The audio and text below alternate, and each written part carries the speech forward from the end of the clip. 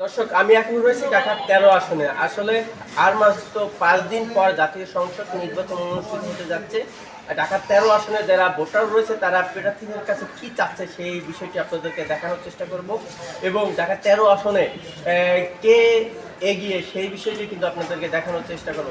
আসলে ববি হাজ্জাদ এগিয়ে নাকি মামুনুল হক এগিয়ে সেই বিষয়টি আপনাদেরকে সরাসরি সরজমিনে দেখানোর চেষ্টা করব। আর মাত্র 5 দিন পর জাতীয় সংসদ নির্বাচন। আসলে ঢাকার 13 আসনে কার জনপ্রিয়তাটা বেশি, মামুনুল হক না এই ববি হাজ্জাদ, কার জনপ্রিয়তাটা বেশি? মামুনুল হককেই দেখছি। মার্কেটে ভালো, মানে ভোটারের চাহিদাও ভালো, ভালো। লোকও ভালো। আমরা চাচ্ছি দুর্নীতি মুক্ত হোক, মাদক মুক্ত হোক, এলাকা সুন্দরভাবে চলক, উন্নত করুক, আমাদের গরিব দুঃখীর জন্য কাজ করুক।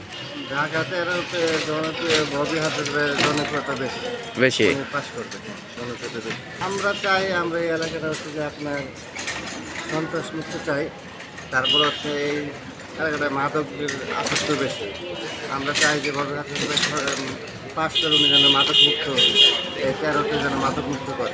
আমরা চাচ্ছি যে ভালো এবং শিক্ষিত ভালো একটা লোক আমরা চাচ্ছি সবসময় যাতে আমাদের পাশে থাকে।